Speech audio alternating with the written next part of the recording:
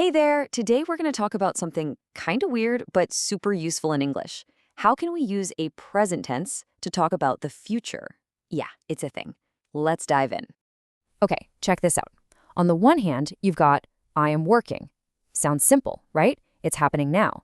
But then look at this. I'm working next week. Whoa, same basic sentence, totally different time. So, what's the deal here? How does that even work? You know, it's almost like a tiny bit of time travel is baked right into our grammar. Seriously, this isn't just some boring rule you have to memorize. It's actually a super clever trick that English speakers use all the time without even thinking about it. All right, so here's the game plan for today. We'll start with the basic idea, then jump into how to build these sentences. After that, we'll figure out how to ask questions, how to sound natural when you're speaking, and we'll uncover the one crucial clue you can't miss. And of course, we'll wrap up with some practice. Okay, first things first, let's really get our heads around this idea of finding the future hiding inside a present tense. So here's the absolute key. We use this for future plans that are already locked in, things that are organized and arranged. Think of it like this. If it's already in your calendar, you can use this tense. It's not for maybes or wishes. It's for definite, fixed plans. All right, now let's get practical. How do we actually build one of these sentences? The good news is it's really, really simple. You just need 4 pieces, like a recipe. First, you grab your subject, I, she, we, whatever. Then you add the right form of the verb be, so am, is, or are. Next up is your main verb with that ing tacked on the end. And the final crucial ingredient, that future time expression. That's the whole thing. And look, you can see it perfectly right here. The main part, leaving on Sunday night, doesn't change at all. The only thing that's different is that little verb be. It just has to match the subject. I am, she is, we are. See? Super straightforward. Okay, so we've got statements down. But what if you want to ask someone about their plans? Let's figure out how to flip this around and make some questions. All right, let's start with this simple sentence. She is leaving on Sunday night. Now keep a close eye on those first 2 words, she and is. To turn this into a question, all we have to do is swap them. That's it. She is becomes is she. So now we can ask, when is she leaving? It's just a simple flip that does all the work. And this little trick works for everybody. You are flips to are you, so you get when are you leaving? We are becomes are we? When are we leaving? Once you get that little flip down, you can ask anyone about their plans. It's that easy. Okay, here's a huge tip if you want to sound more natural and less like you're reading from a grammar book. The secret? It's all about making things a little bit shorter. You see, in real-life conversations, we pretty much always use contractions. We just don't say I am. We say I'm. She is becomes she's. We are turns into we're. Why? Because it's just faster and it flows so much better when you're talking.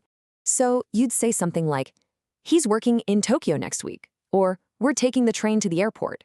Hear that? It just sounds so much more natural and quick, right? This is a really, really good habit to get into. All right, we're at what I think is the most important part of this whole thing. This is the secret clue that makes it crystal clear you're talking about the future and not the present. So let's go back to our first example. Look at this. I'm working on the project now versus I'm working on the project next week. The sentences are almost identical. The only thing that changes is that little phrase at the end. But wow, it completely changes the meaning, doesn't it? That little time clue is absolutely everything. And there are tons of these little time signals you can use. Common ones like tomorrow, next week, on Sunday night, or even this evening. These are the words that tell everyone, hey, I'm talking about a plan for the future. All right, theory time is over. You've seen all the building blocks. Now it's time to see if we can put them together. Let's try a couple of quick practice questions. Okay, first one's up. I blank leaving tomorrow. What do you think goes in that blank? It's am. I am leaving tomorrow. Perfect. Okay, next challenge. Try to make a question using these words you, leave, and when. Remember that little trick we talked about, the flip?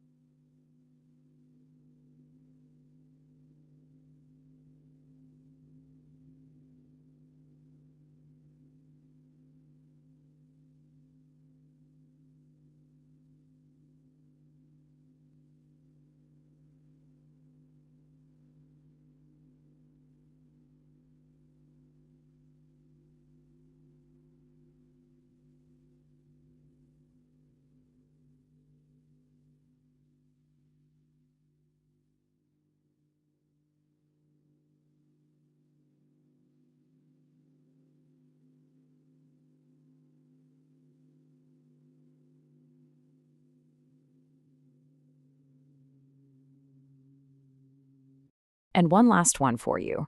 Which sentence is correct here, A or B? The right answer is B. You absolutely have to have that little is in there. She is leaving tomorrow. You can't forget the verb be. So, let's wrap this all up. If there's one thing to remember, it's this formula right here.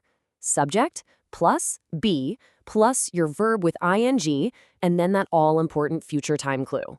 Nail that and you've got it. Just like in a perfect everyday sentence. I'm meeting my friend tomorrow. And there you have it. Now you have this awesome tool to talk about your own plans for the future. So I'll leave you with a question to try it out for real. What are you doing this evening?